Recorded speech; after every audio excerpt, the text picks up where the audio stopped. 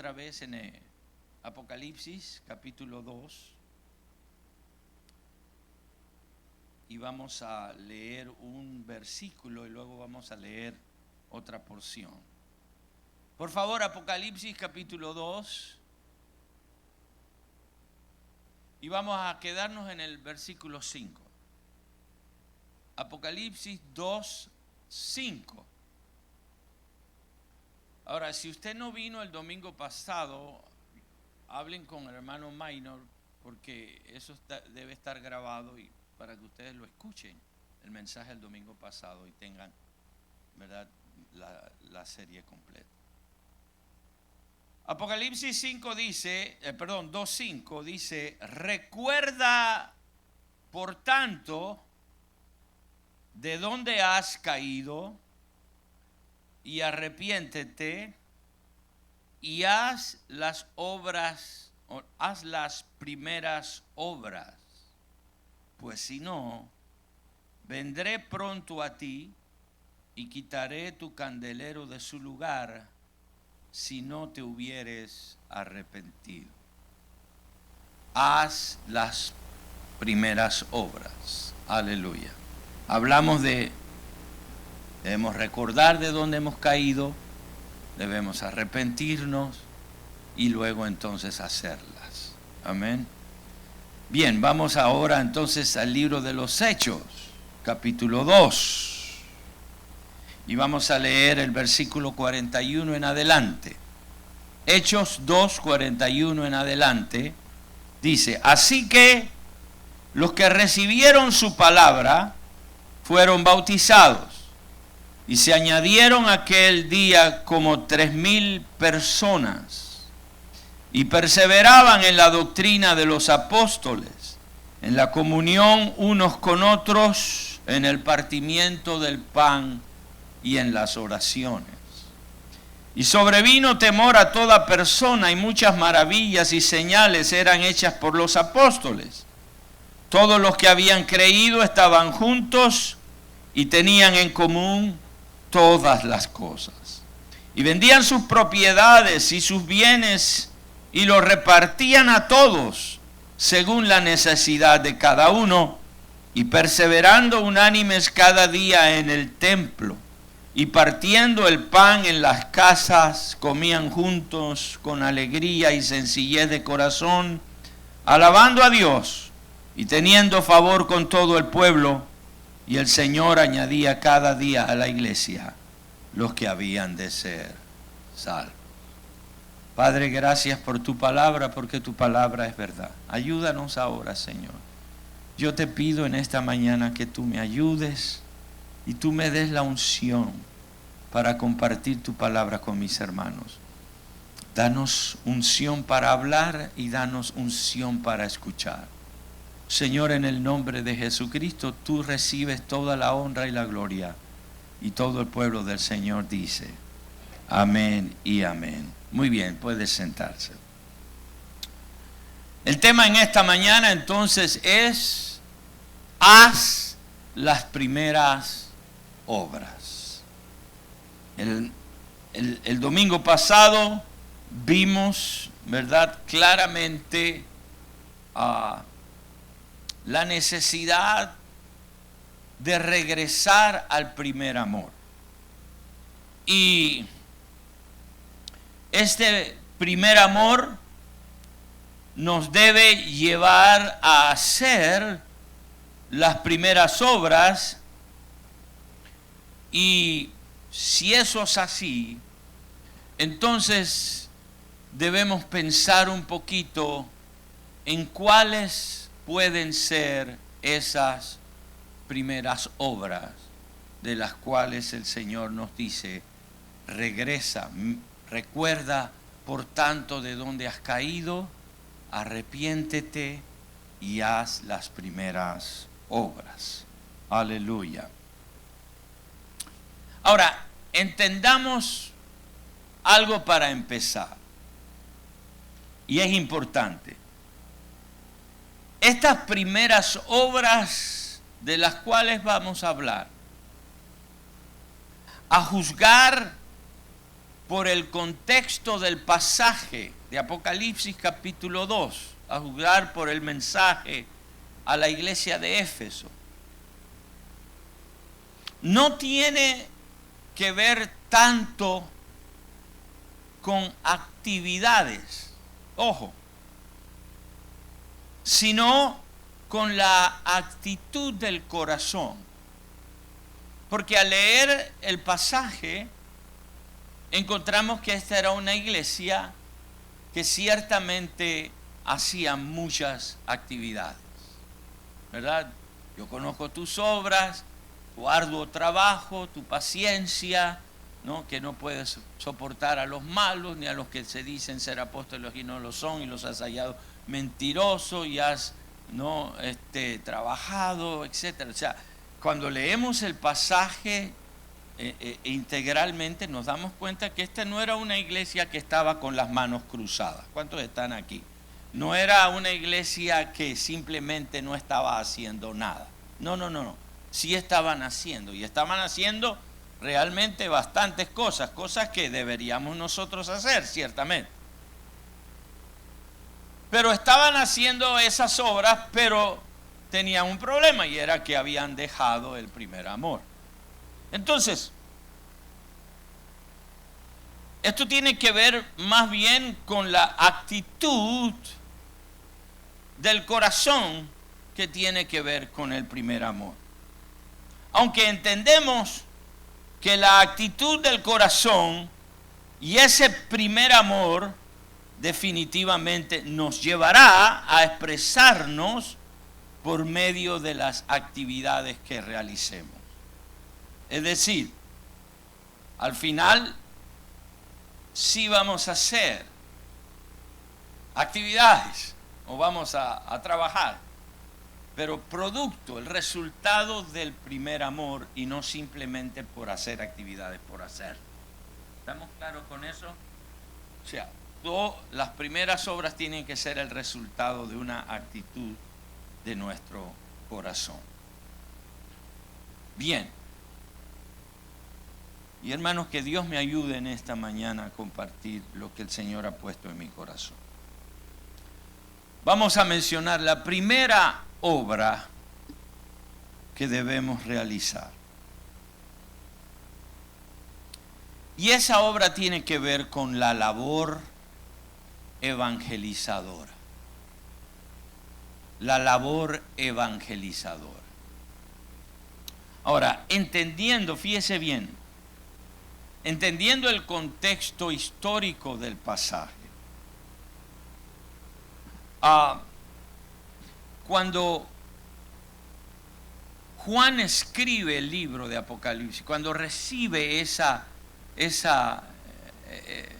profecía de parte del Señor, estando en la isla de Patmos, fue más o menos alrededor del año 90. Es decir, que habían pasado desde que la iglesia primitiva, desde la iglesia de Hechos 2, habían pasado ya más o menos 60 años. Casi 2 generaciones. Si las contáramos de 30 años cada una, serían 2 generaciones. Es decir, que era una nueva generación de creyentes cuando el apóstol recibe el mensaje de parte de Dios. Era otra gente, era otra generación. Aparte de eso, ellos estaban viviendo, esa generación del año 90, era una generación que estaba viviendo un tiempo muy difícil, muy difícil. Y era un tiempo muy difícil precisamente debido a las persecuciones del Imperio Romano hacia la iglesia. Pastor, pero en el libro de los Hechos encontramos que la iglesia comenzaba a ser perseguida. Sí.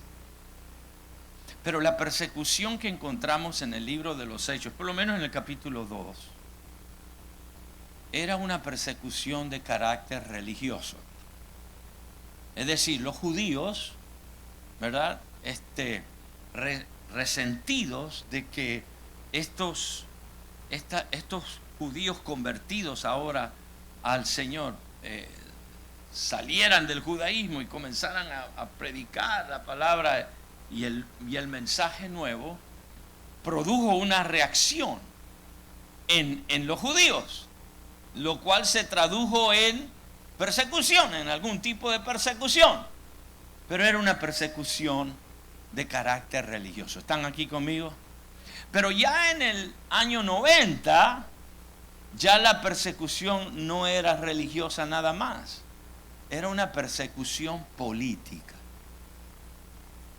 O sea, el Imperio Romano había declarado, imagínense, la persecución fuerte comenzó con Nerón por los años 60, pero para el año 90 Domiciano, otro de los emperadores, había declarado al cristianismo como superstitio ilícita o superstición ilícita. ¿Y por qué era una persecución política? Porque los cristianos rechazaban completamente la adoración al emperador. El emperador era casi un dios y el emperador experimentaba, ¿verdad? Pedía adoración, y no solamente era la adoración del emperador, pero era la adoración de todos los dioses del emperador. Entonces, como los cristianos estaban rechazando eso, se levantó entonces una persecución violenta, política, fuerte.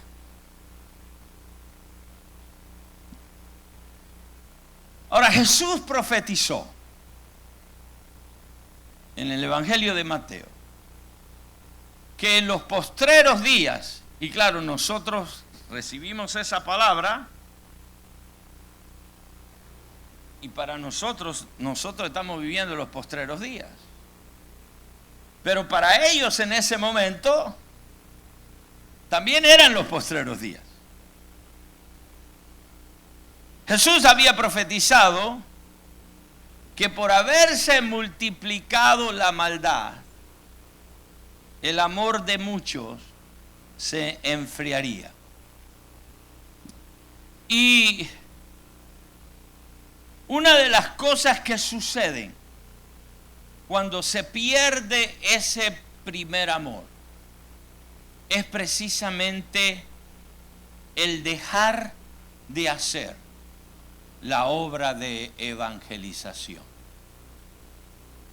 Fíjese, en el mensaje de la carta a los Efesios, esta carta, se menciona todas las cosas buenas que la iglesia estaba haciendo. Sin embargo, no se menciona explícitamente que ellos estuvieran dedicados por entero a la labor evangelizadora. Yo debo creer que si la iglesia estuviera por entero, esta iglesia, los Efesios, estuviera por entero dedicada a la labor evangelizadora, entonces también lo hubiera mencionado, ¿verdad? Conozco tus obras, tu arduo trabajo, que no puedes soportar a los malos, que dice a los falsos apóstoles que dicen que son apóstoles pero no lo son, los has hallado mentirosos. Yo reconozco que has hecho la labor evangelizadora, no, pero eso no se menciona. Ahí hay un silencio en cuanto a la labor evangelizadora. Y una razón es que precisamente por haberse multiplicado la maldad, el amor de muchos se enfría. Es una profecía de Jesús. Entonces, ¿qué pasa? Por ejemplo, cuando las Asambleas de Dios se fundó 1914. La razón principal por la cual se formaron, ¿verdad?, como Asambleas de Dios fue la labor evangelizadora. Después de Azusa, el avivamiento de la calle Azusa, en el año 1905-6, mucha gente se convirtió, pero volvían a sus lugares. Pero había un grupo que habían recibido el Espíritu Santo de distintas denominaciones, que en 1914 se reunieron en Hot Spring, Arkansas, porque esos, además de la experiencia pentecostal, tenían un fuego por dentro por la evangelización mundial. Y por causa de eso, y por ese fuego, y por ese amor, primer amor, decidieron entonces iniciar una confraternidad de iglesias para llevar adelante el programa de evangelización mundial. No han dejado de hacerlo, pero aquí en los Estados Unidos algo pasó. Y cuando nosotros examinamos nuestra labor de evangelización, nosotros tenemos que reconocer que nosotros estamos fallando en eso. Nosotros estamos pecando por omisión. Estamos fallando en el trabajo de evangelización. Si somos honestos con nosotros mismos, tenemos que decir: hay algo en mí que no está funcionando bien. ¿Hablamos de evangelizar? Sí, hablamos de evangelizar. ¿Hacemos uno que otro esfuerzo aislado por allí? Sí, también lo hacemos. Pero no es suficiente. Pero no da muchos frutos. Pero no vemos una constancia en eso. ¿Por qué? Porque ese es un problema del corazón. Es la actitud del corazón. Ahora, vayamos al libro de los Hechos. En el libro de los Hechos, cuando cae el Espíritu Santo, aleluya, y comienza lo que podríamos decir la iglesia primitiva, ¿cuál era el elemento predominante allí? El elemento predominante era precisamente la evangelización. Bendito sea el nombre de Jesús. Por ejemplo, en el capítulo 4 del libro de los Hechos, dice la palabra del Señor, versículo 13: entonces, viendo el denuedo de Pedro y de Juan, y sabiendo que eran hombres sin letra y del vulgo, se maravillaban y les reconocían que habían estado con Jesús.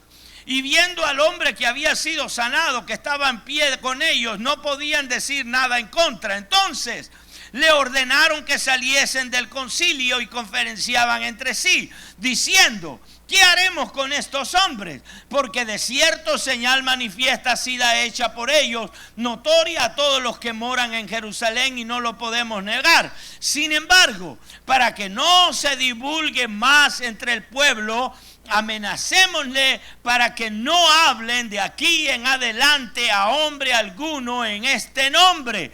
Y llamándolos, les intimaron que en ninguna manera hablasen ni enseñasen en el nombre de Jesús. Mas Pedro y Juan respondieron diciéndoles: juzgad si es justo delante de Dios obedecer a vosotros antes que a Dios, porque no podemos dejar de decir lo que hemos visto y oído. Ellos entonces les amenazaron, les soltaron, no hallando ningún modo de castigarle por causa del pueblo. Siguen más adelante, dice versículo 23: y puestos en libertad vinieron a los suyos y contaron todo lo que los principales sacerdotes y los ancianos le habían dicho, y ellos, habiéndolo oído, alzaron unánimes la voz a Dios y dijeron: soberano Señor, tú eres el Dios que hiciste el cielo y la tierra, el mar y todo lo que en ellos hay, que por boca de David tu siervo dijiste: ¿por qué se amotinan las gentes y los pueblos piensan cosas vanas? Se reunieron los reyes de la tierra y los principales se juntaron en una contra el Señor y contra su Cristo, porque verdaderamente se unieron en esta ciudad contra tu santo Hijo Jesús, a quien ungiste Herodes y Poncio Pilato con los gentiles y el pueblo de Israel para hacer cuanto la mano y tu consejo habían antes determinado que sucediera. Y ahora, Señor, mira sus amenazas y concede a tus siervos que con todo denuedo hablen tu palabra, mientras extiendes tu mano para que se hagan sanidades y señales, prodigios, y mediante el nombre de tu santo Hijo Jesús. Cuando hubieron orado, el lugar en que estaban congregados tembló, y todos fueron llenos del Espíritu Santo y hablaban con denuedo la palabra de Dios. Cuando nosotros leemos esos pasajes, nosotros encontramos que la iglesia, una vez recibieron el bautismo del Espíritu Santo, estaban por entero, aleluya, saliendo a evangelizar. Y cuando les prohibieron hacerlo, dijeron: juzgad a Dios, juzgad si es menester obedecer a los hombres y no a Dios, porque no podemos dejar de decir lo que hemos visto y oído. Y dice la Biblia que todos salían y predicaban, aleluya, de la resurrección de Jesús. El primer amor, aleluya, es, ya lo dijimos, ¿verdad? Esa conmoción orgánica, ese sentimiento profundo que experimentamos cuando hemos sabido que somos pecadores, pero a pesar de nuestro pecado, Cristo murió por nosotros en la cruz y nos salvó. Y lo que se produce en nosotros es un profundo amor por Él. Aleluya. Y lo que Él hizo por nosotros no lo podemos callar. Entonces salimos a todo el mundo que vemos a nuestro alrededor, le hablamos de las cosas que Cristo ha hecho en nuestra vida. Entonces, un elemento, el primer elemento al cual debemos regresar. O sea, debemos regresar al primer amor. Pero al regresar al primer amor, hacer la primera obra es la obra de evangelización. Si nosotros no evangelizamos, y ojo, estoy hablando a nivel personal.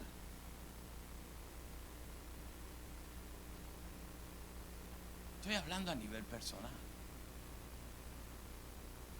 No estoy hablando, porque a veces nosotros hemos caído en el error, hermanos míos queridos, de pensar que la actividad evangelizadora es una actividad que debe ser programada, enlistada, organizada, ¿verdad?, por la iglesia. Bueno, en un sentido sí, pero la iglesia, ¿quiénes son? La iglesia somos nosotros. La labor evangelizadora de la iglesia, es decir, tuya y mía, es salir y hablarle a otros de Jesús, de decirle al Señor decirle al otro, lo que el Señor hizo contigo, de decirle al amigo lo que Jesús hizo contigo, de decirle lo que Él hizo conmigo. Entonces, cuando Mario sale a evangelizar y Oder sale a evangelizar y cada uno de nosotros sale a evangelizar, aleluya, la iglesia está evangelizando. ¿Cuántos me están entendiendo? Aleluya. Y no es un asunto organizado, aunque no tenemos por qué pensar que no podemos hacerlo, pero es un asunto orgánico. Es un asunto del corazón, no es una actividad que la iglesia como cuerpo hace, sino, aleluya, la actitud del corazón de cada uno de nosotros, que no puede dejar de decir lo que hemos visto y oído. Bendito sea el nombre de Jesús. Entonces, salimos, estamos totalmente siempre evangelizando. Estamos en el trabajo y estamos trabajando, sí, pero a alguien le estamos hablando. Estamos en la escuela y estamos estudiando, sí, pero a alguien le estamos hablando. Aleluya. Porque es algo que está en nosotros. Es orgánico. No es actividad nada más. No es actividad religiosa. No sé cómo decirlo de otra mejor manera.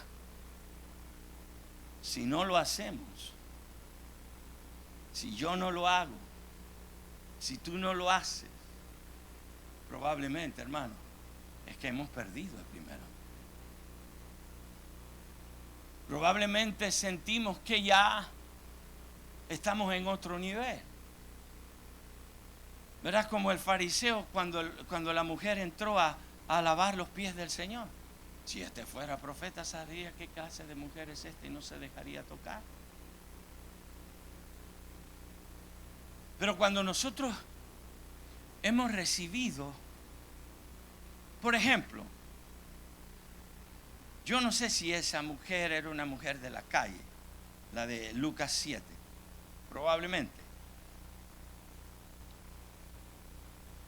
Pero, perdonen por el ejemplo, ¿no? Pero imagínense que Ana, mi hermana Ana, hubiera sido, antes de conocer al Señor, una mujer como esa mujer. Pero conoció al Señor y el Señor la cambió y la transformó. ¿Podría Ana pensar, oh, si este hombre fuera profeta, sabría qué clase de mujer es esta y no se dejaría tocar? No. ¿Por qué? Porque lo que haría o pensaría es, wow, yo era como ella, pero Jesús me salvó, Jesús me cambió. Yo tengo que decirle a ella, aleluya, que Jesús también la quiere cambiar como ella. No sé si me estoy dando a entender. Es como la experiencia que yo tuve cuando yo me convertí. Yo era un borracho. Yo vivía en borracho. Pero luego que me convertí, yo me acuerdo bien como si fuera hoy.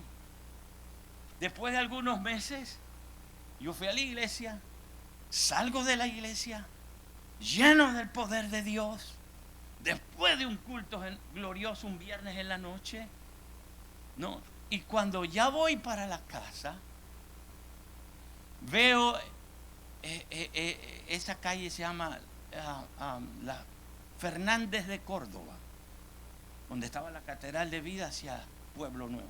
Pero cuando ya yo voy para la casa, yo veo a un borracho que se anda trastabillando por la acera, con el peligro, o sea, de entrar a la calle y que lo atropellara un carro. Y mi primer pensamiento, cuando yo lo veo, fue, qué barbaridad.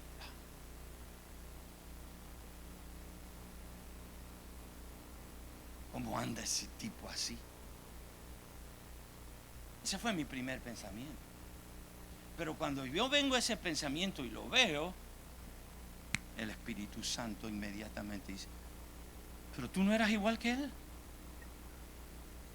¿Entiende lo que le quiero decir? Y yo tuve que pedirle en ese momento perdón al Señor. Porque lo que pasa es que muchas veces, después que conocemos al Señor y Dios comienza a obrar en nosotros maravillas, tenemos la tendencia a olvidarnos de donde Dios nos sacó. Amén. Y cuando nos olvidamos de donde Dios nos sacó, perdemos, aleluya, nuestra capacidad de ver a la gente con misericordia, de la misma manera que Dios tuvo misericordia de nosotros. Aplauda si va a aplaudirle al Señor.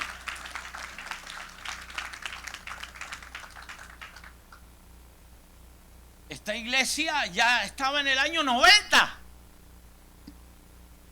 Ya habían pasado 2 generaciones. Ya no eran los primeros. Dios habla a Juan y le dice, tengo contra ti que has olvidado tu primer amor, que has dejado tu primer amor. Recuerda de dónde has caído y arrepiéntete y haz las primeras obras. Aleluya. Entonces la primera obra que tenemos que volver a hacer cuando hay primer amor en nosotros, es evangelizar. Porque a eso Dios nos llamó. Dios no nos llamó nada más para estar reuniéndonos cada domingo. Nos debemos reunir, sí, pero aquí es donde, como el celular, ¿verdad? Que tiene un conector y lo usa durante todo el día, pero ya en la noche, antes de dormir, lo conecta para que tenga carga para el día siguiente. Bueno, es igual, aquí venimos a llenarnos, a cargarnos, a alabar, a adorar, etc. Pero el trabajo está allá afuera. Aleluya. Tenemos que salir allá a evangelizar, a decirle a otros lo que Dios ha hecho con nosotros. Vuelvo y repito, si Dios no ha hecho nada por ti, si tú no te puedes parar y decir yo era esto y esto, pero ahora soy diferente, si tú no has cambiado en nada, si sigues siendo mentiroso, si sigues siendo sinvergüenza, si sigues viviendo en pecado, como siempre, tú puedes venir aquí por 100 años, hermano, pero tú no eres salvo. Porque el que está en Cristo nueva criatura es. Las cosas viejas pasaron y aquí todas son hechas nuevas. Tiene que haber cambio. Tiene que haber transformación. ¿Cuántos dicen amén? Ahora, si tú dices, pastor, yo sé que yo no estoy perfecto, pero Dios está obrando en mí, yo digo, gloria a Dios. Entonces, aquel que empezó en ti la buena obra, la perfeccionará hasta el día de Jesucristo. Dios está trabajando contigo. Pero mientras eso pasa, aleluya, nosotros debemos mostrar primer amor. Evangelizando es la primera acción que cada uno de nosotros debe hacer. Y si no lo hacemos, tenemos que examinar, probablemente estamos fallando en nuestro. No hay primer amor en nosotros. A lo mejor ya somos más fariseos y ya pensamos, ¿verdad?, que ya tenemos el mundo agarrado por la mano. Segundo, en esa carta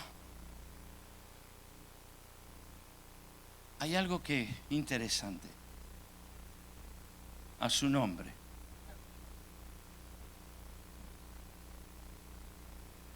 La segunda primera obra que nosotros debemos hacer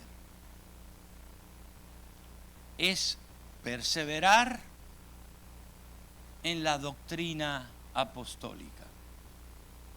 Perseverar en la doctrina apostólica.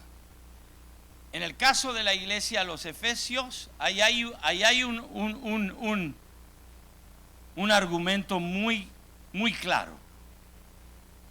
Cuando leemos, ¿cuántos están aquí conmigo? Dice: yo conozco tus obras, tu arduo trabajo y paciencia, que no puedes soportar a los malos. Dice, y has probado a los que se dicen ser apóstoles y no lo son, y los has hallado mentirosos. Y más adelante en el versículo 6 dice, pero tienes esto, que aborreces la obra de los nicolaitas, las cuales yo también aborrezco. O sea que hay una clara referencia en esa carta a un problema que ya para ese tiempo de los años 90 estaba sucediendo en la iglesia. En realidad desde mucho tiempo antes, porque ya en el capítulo 15 del libro de los Hechos tuvieron que reunirse en un concilio en Jerusalén para establecer lo que luego se llamaría con el tiempo la ortodoxia, o sea, para establecer un cuerpo de doctrina. Y al principio era muy sencillo, pero a medida que fueron saliendo las herejías, ese cuerpo de doctrina se fue estableciendo. Pero ya para el año 90, ya la iglesia se enfrentaba a muchas herejías. ¿Y qué pasaba? Que las iglesias estaban, ¿verdad?, haciéndose, o sea, estaban, ¿cómo es? Siendo dañadas por las doctrinas falsas. De toda clase, hermano. Ya usted lee en la carta de Pablo. Pablo fue un defensor de la doctrina. Usted lee Juan, todos, Pedro, todos. Entonces, ¿qué sucede? Que nosotros estamos viviendo esos tiempos. Nosotros estamos viviendo, mire, tiempos de apostasía religiosa, tiempos de falsas doctrinas. Y como decía un pastor en estos días que estaba escuchando, muy ciertamente, él decía, el problema de la iglesia hoy, decía él, es que yo soy el pastor, estaba hablando a su iglesia, decía, yo soy el pastor de ustedes el domingo, pero durante la semana ustedes tienen unos 10 pastores más a los cuales están escuchando acerca de las redes. Y yo no sé qué clase de doctrina ustedes están escuchando. Entonces se les vuelve una mezcolanza y de repente, aleluya, ya no están perseverando en la doctrina del Señor. Sea el nombre de Cristo glorificado. Por ejemplo, hoy estamos viviendo un problema con los falsos apóstoles, ¿o no? Están callados en esta mañana. Estamos viviendo ese problema, ¿no? Note, son falsos porque ellos mismos se hacen apóstoles. Es lo que dice Apocalipsis, ¿verdad? Dice, has probado a los que se dicen ser apóstoles y no lo son, y los has hallado mentirosos. Una característica es que ellos mismos se hacen apóstoles. Oye, qué fácil ahora. Es que cualquiera es apóstol, ¿no? Hacen algo, son apóstoles. No, yo soy apóstol. Y uno dirá, pero eso no tiene mayor cosa. No, sí. Lo que pasa es que los que no conocen el inside del asunto, saben que si yo me hiciera apóstol, Dios me libre, pero si yo me hiciera apóstol, esto es lo que normalmente o probablemente haría, es lo que es en ellos. De repente yo encuentro que mi hermano Mauro es pastor de una iglesia independiente, ¿ok? Entonces yo soy apóstol.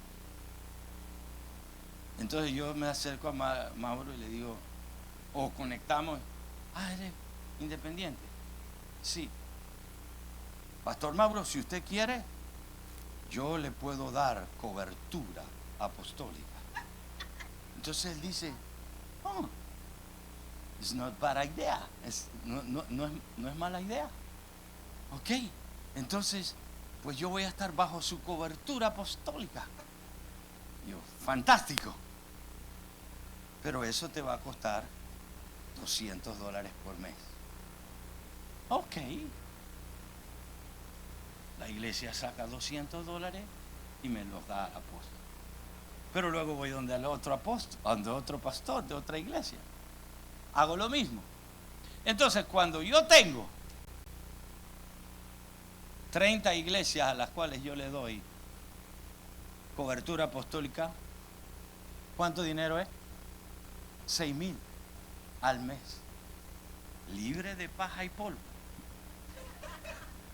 ¿Entiende? Y si tengo 100 iglesias, muchacho, tengo $20,000 al mes. Son una sinvergüenzura. Entonces por eso ahora cualquiera se hace apóstol. ¿Entiende lo que le quiero decir? O sea, las cosas no vienen solas. Pero ¿qué cobertura le doy? I don't know. ¿Lo llamo una vez al año? ¿No? ¿O hago una vez al año un evento que venga él con toda su iglesia, levante una ofrenda apostólica? ¿Y para quién es la ofrenda? Al apóstol. Es una sinvergüenzura lo que está pasando ahora. Y nosotros tenemos que cuidarnos porque nosotros estamos viendo eso. Entonces, ¿cómo se combate eso? Con doctrina sana. Aleluya. Tenemos que aprender la palabra. Tenemos que creer la palabra. Tenemos que saber lo que la palabra de Dios dice al respecto, para no ser engañados. Porque si no tienes doctrina, si no sabes mucho la palabra, eres engañado fácilmente. Caes. ¿Por qué es necesaria la doctrina? Uno, porque la doctrina nos ayuda nos afirma en lo que creemos de Dios y nos ayuda a definir la verdad bíblica. Dos, modela nuestro carácter, nuestra conducta. Eso lo hace la doctrina, que es la palabra. Tres, nos protege del error. Importante para estos tiempos finales. Y cuatro, nos ayuda a alcanzar madurez, la madurez cristiana. Efesios 4:11 dice: Él mismo constituyó a unos apóstoles, profetas, evangelistas, pastores, maestros, a fin de perfeccionar a los santos para la obra del ministerio, para la edificación del cuerpo de Cristo, hasta que todos lleguemos a la unidad de la fe y del conocimiento del Hijo de Dios, a un varón perfecto, a la medida de la estatura de la plenitud en Cristo. Mire lo que Jesús enseñó. Jesús le dijo a sus discípulos en Juan 15:10: si guardareis mis mandamientos, permaneceréis en mi amor, así como yo he guardado los mandamientos de mi Padre y permanezco en su amor. Si hay primer amor en nosotros, entonces vamos a permanecer en los mandamientos de Dios. Amén. Con la doctrina. Bendito sea el nombre de Jesús, la verdad vive. Entonces necesitamos perseverar. Yo puedo decir, hermanos, con libertad en esta mañana, que en esta congregación caminamos en la doctrina correcta. Pero que Dios nos ayude a mantenernos allí. Que Dios nos ayude a aprender. Amén. Que Dios nos ayude a escudriñar la palabra más y más, hasta llegar a la estatura del varón perfecto. Que sepamos que usted pueda estar sentado, confiando, tranquilo. Ok, lo que el pastor está diciendo, eso es correcto, es conforme a la palabra. Y si el día de mañana el pastor se desviara, decía: un momento, pastor, usted lo que está predicando no es conforme a la escritura. Porque así es la manera en que nosotros tenemos que conducirnos. Cuando comenzaron a venir las herejías en la iglesia primitiva, el primero que se levantó fue Pablo y Pedro. Los primeros. Aleluya. Y hubieron herejías, hermanos. Cuando usted lee la carta a los Colosenses, allí estaban enseñando, ¿verdad?, que Jesús había tenido un principio, que era un ser angélico creado. Y Jesús, Pablo se para y dice: no, en él habita corporalmente, o sea, físicamente, toda la plenitud de la deidad. Pero tenemos que aprender, tenemos que mantener, tenemos que perseverar. Y todos nosotros debemos ser guardianes de la sana doctrina. ¿Cuántos dicen amén? Aleluya. Y por último, pero no menos importante, que Dios me ayude aquí. Una de las primeras obras que debemos volver es a tener un sentido de comunidad. Tener un sentido de comunidad. ¿Por qué? Porque un elemento sobresaliente en la iglesia primitiva fue el amor comunitario, expresado en la unidad y en el sentido social del evangelio. La Biblia dice que, imagínense este texto: todos los que habían creído estaban juntos y tenían ¿qué? todas las cosas en común. Hasta ahí está bonito. Pero escuche, y vendían sus propiedades y sus bienes y los repartían a todos según la necesidad de cada uno. Eso sí está complicado. ¿Cómo era posible? Aleluya. Bendito sea el Señor. La iglesia tiene un sentido de integridad social que ninguna filosofía y concepción política ha podido copiar. La razón es muy simple. La ayuda y la unidad nunca pueden ser el resultado de la obligación o de la persuasión, menos si es política, sino producto del amor cristiano. Porque el comunismo nunca ha podido...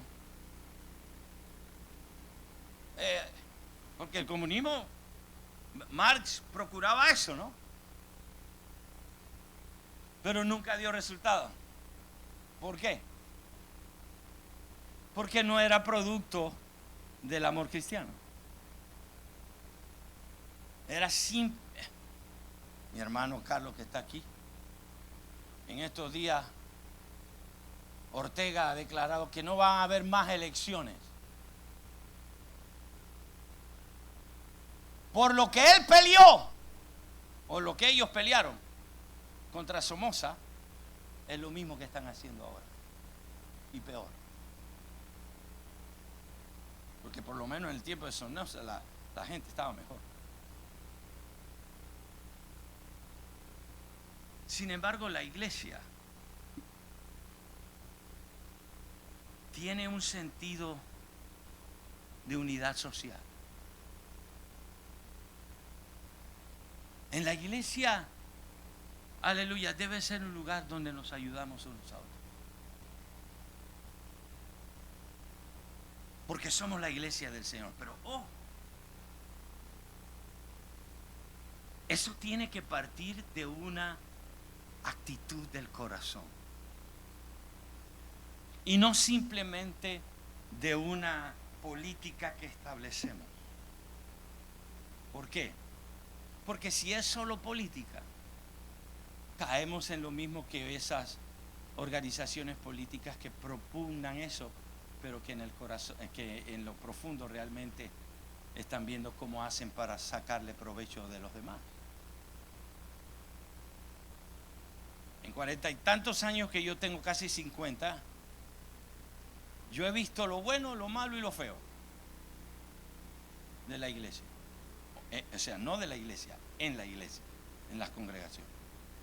Lo bueno, lo malo y lo feo. Yo he visto gente que con un corazón para Dios, un corazón con un amor profundo cristiano,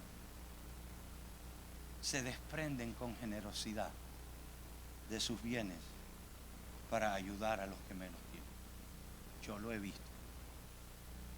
No porque el pastor los obliga, no porque, ¿verdad?, es una obligación, hay que dar. No. Sino porque el amor cristiano. Porque yo no me puedo dormir en mi casa tranquilo si sé que mi hermana no tiene para comer mañana. Por amor. Pero también he visto otros que dicen, déjame ver cómo yo me hago el que tengo necesidad para quitarle a los tontos que me van a dar. También lo he visto. ¿Entiendes? Entonces hay algunos o muchos que son los primeros para pedir, pero son los últimos para dar. También lo he visto, hermanos. Pero en la iglesia primitiva no ocurría eso. En la iglesia primitiva todo lo hacían por igual. 2 capítulos después se levantó una pareja, Ananías y Zafira, y quisieron jugarle vivo al Espíritu Santo.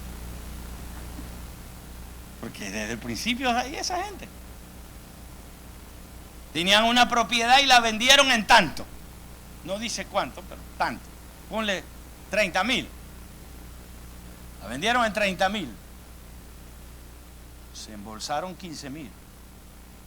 Digo, era de ellos. Ojo. Era de ellos. Embolsaron 15,000. Pero trajeron 15,000 y lo pusieron a los pies de los apóstoles y dijeron, vendimos la propiedad en 15,000 y aquí traemos todo. Y Pedro, lleno del Espíritu Santo, dijo, ¿por qué Satanás engañó tu corazón? No has mentido a los hombres, sino a Dios. Si la propiedad es tuya, si la vendías, no estaba bien que te retuvieses lo que era. O sea, no tenías que hacerlo, porque no era obligación. No tenías que hacerlo. Te podías haber quedado con ella y simplemente decir, mira, vendí en 30,000 y aquí quiero dar 10,000. Y no hubiera habido problema. Pero quisiste aparentar lo que no eres. Y por eso, los muchachos que están aquí afuera te recogerán a ti y a tu mujer. Cayeron muertos. Ahora,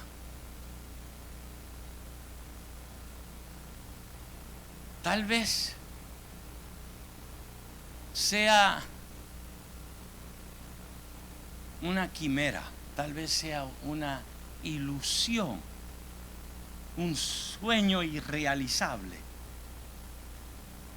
el pensar que ese tipo de unidad pueda existir entre nosotros hoy. Yo nunca voy a proponer algo así, primero porque el Señor no me lo ha dicho, pero la iglesia debe tener un sentido de comunidad. ¿Cuántos están aquí conmigo? Comenzando, queridos, que si vamos a empujar la carreta, la vamos a empujar todos.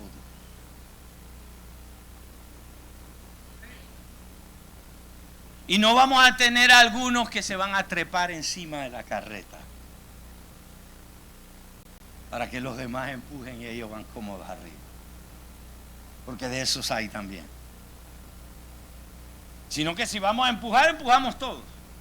¿Cuántos dicen amén? Yo he experimentado eso. Con sus limitaciones, ¿verdad? Pero lo he experimentado. Cuando nosotros comenzamos la construcción del templo, allá en Panamá, nosotros comenzamos la construcción, claro, por los milagros que Dios hizo, definitivamente. Pero comenzamos la construcción del templo formalmente en el verano, es decir, mes de marzo, abril del año 1985. Dedicamos el templo en su primera fase en febrero de 1987. Y cuando terminamos y dedicamos ese templo, nos habíamos gastado, con las ayudas que habíamos recibido, que fueron bastantes, más de $100,000, como 130, 140,000 recibimos de ayuda. Con las ayudas que recibimos de afuera, más con las que hicimos nosotros, nos habíamos gastado casi $400,000 en el año 87. Pero ¿sabe qué? ¿Y sabe qué? Cuando dedicamos el templo, no debíamos un centavo a nadie. ¿Sabe por qué? Porque utilizamos ese sentido de comunidad. Yo decía, tenemos que poner esta pared. ¿Quién da 20 bloques? Yo doy 20. Pastor, yo doy 5. Bien. Yo doy 10. Muy bien. ¿Quién da 10 sacos de cemento? Yo doy 10. Pastor, yo doy 20. Pastor, yo nada más puedo dar 3. Perfecto. ¿Entiende lo que todos dábamos? Todos. Ahora, Dios me dio la capacidad de recoger todo eso y poner la pared inmediatamente. Oh, importante. Porque si pedíamos para la pared, había que hacer la pared, ¿sí o no? Porque si no la hacíamos, entonces, ¿y dónde se fueron esos sacos de cemento? You know that? Poníamos la pared. Y cuando veíamos la pared, como todos habíamos puesto, o la mayoría, decíamos, gloria a Dios, qué bonita, pastor. Amén. Bueno, ahora tenemos que ponerla de afuera. ¿Quién da? Y así nos fuimos. Cuando terminamos el templo en su primera fase, no debíamos un centavo a nadie. Porque entre las ayudas que recibimos, los milagros que recibimos, más lo que hizo la gente, habíamos construido. Había un hermano que hoy en día es pastor. Bueno, ya creo que se jubiló. Tenía un negocito de venta de útiles de oficina, lápices, hojas, de útiles de oficina. Y ustedes conocen esa cosa que está allá adentro, ese cuartito que está allá adentro, donde guardamos las cosas. Ponte el doble de eso. Chiquito. Un negocito chiquito. El hermano Bolívar. Bolívar traía todos los meses $800. Años 80. Todos los meses. Aparte de sus ofrendas y sus días. Yo le dije a Bolívar en varias ocasiones, porque me daba pena, decía a Bolívar, no tienes que hacer eso. No, yo sé, pastor, pero quiero hacerlo. Todos los meses. De repente, el negocio creció un poquito, no mucho, pero un poquito. Pero de repente, Bolívar se compró una casa hermosa. ¿Dónde vive? Y de repente, un día me dice, pastor, Dios me está llamando al ministerio. ¡Guau! Hoy está retirado, pero su hijo es el pastor. Dios comenzó a bendecirlo por su corazón. ¿Cuántos dicen amén? Aleluya. Había, oh Señor, inconverso. Nunca fue a la iglesia. Nunca.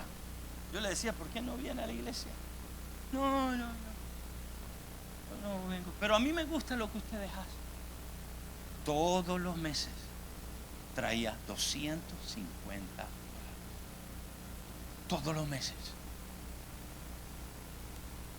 Y decía, pero venga a la iglesia. No está bien. No se preocupe. Pero fiel. Cuando terminamos el templo, ya. Paró.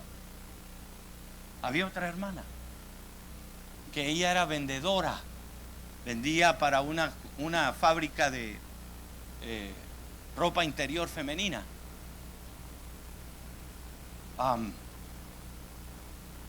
Ella tenía que vender en todo el país.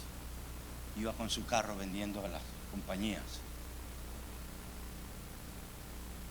Todos los meses traía $700,000. Todos. Decía hermana Chande, está bien lo que hace. Bien, no se preocupe. Dios me está bendiciendo. Cuando había alguien que tenía necesidad. No, Corina se acuerda que tuvimos cerraron el gobierno. Bueno, 2 semanas después de que dedicamos el templo, en febrero del 87, el segundo de Noriega salió hablando, se cerró el gobierno, se cerraron los bancos por 3 meses, casi 3 meses, no había banco, todo el dinero que había en los bancos frisado. Nada, nadie podía. ¿Y cómo hacíamos? Comenzamos a hacer economía de trueque. ¿Sabes lo que es economía de trueque? ¿Tú qué tienes? Mira, tengo una llanta aquí que me sobra. Yo necesito una de mi tamaño. Bueno, yo tengo, qué sé yo, una cortadora de césped. Yo también. Ok, cambiamos. Él me daba la llanta, yo le daba la cortadora. Tengo frijoles de hace rato, pero me falta arroz. No, yo tengo arroz, yo te doy arroz, tú me das. Así vivimos por casi 3 meses. Entonces, de lo poquito que entraba, porque la gente no, y tenía que ser en efectivo, yo le dije a los hermanos de la iglesia, ok, a mí no me van a pagar. Todo el dinero que entre, vamos a ir a comprar comida y lo repartimos a la iglesia, a los que tienen con el salario que yo recibía. Que no era mucho, ¿verdad? Pero se hacía. Pastor, ¿y entonces usted qué hizo? Hermano, había una hermana que su esposo trabajaba en la zona del canal, era jefe en la zona del canal, en gerente de unos como convenience store, pero para los gringos. Cuando él supo que yo estaba haciendo eso, le dijo a su esposa, no te preocupes, mi amor, que nosotros le compramos la comida al pastor. Hermano, en esos 3 meses mi refrigeradora abundaba como nunca antes ni nunca después.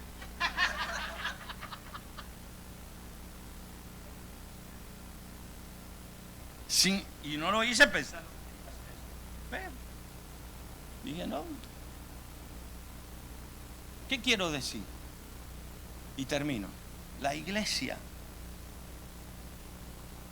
de la iglesia primitiva tenía un alto sentido de comunidad.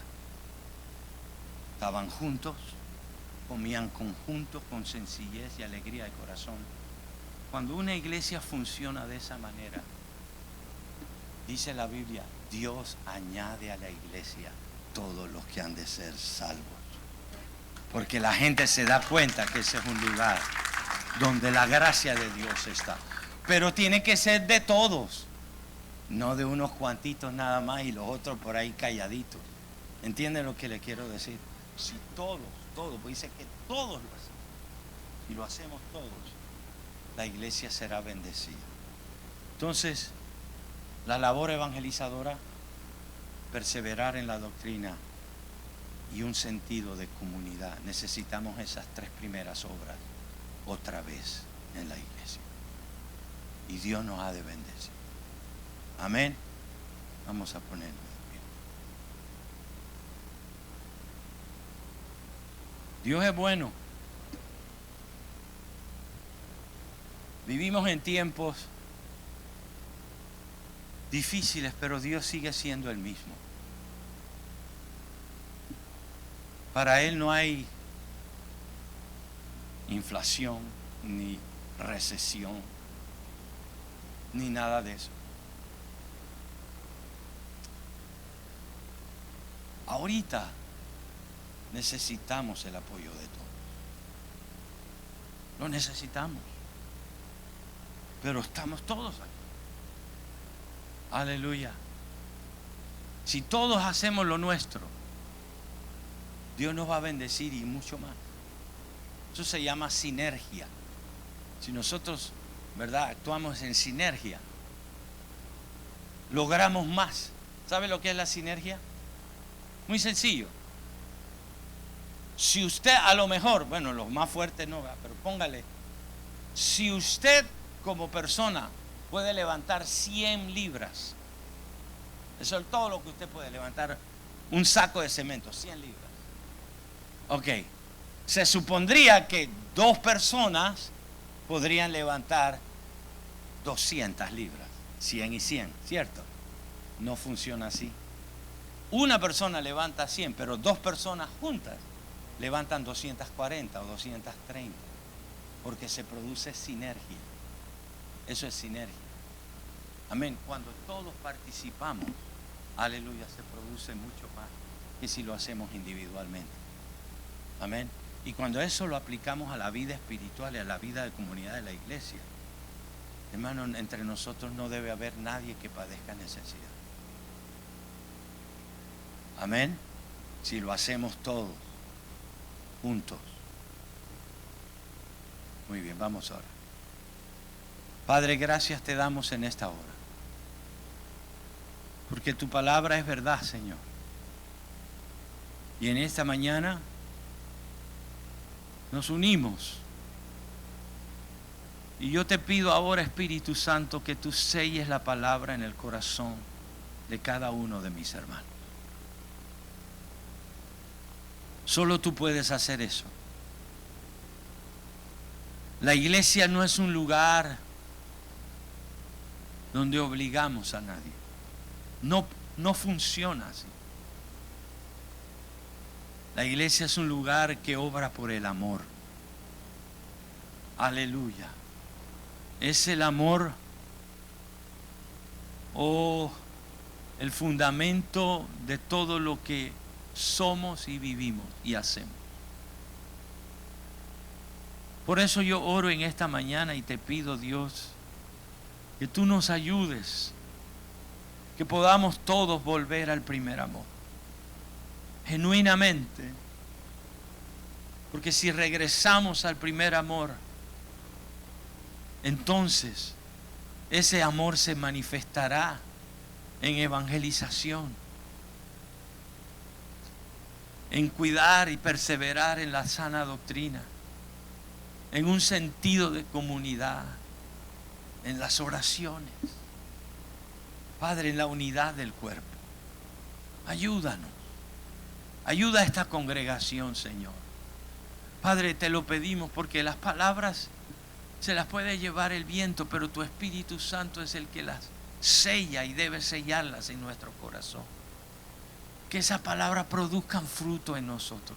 Que podamos meditar y reflexionar en la obra de Dios, en la palabra de Dios. Y actuar, Señor, bajo la ley del amor, bajo la ley del primer amor, Señor. Yo te lo pido en esta mañana, en el nombre de Jesús de Nazaret. Toca el corazón de cada uno de mis hermanos.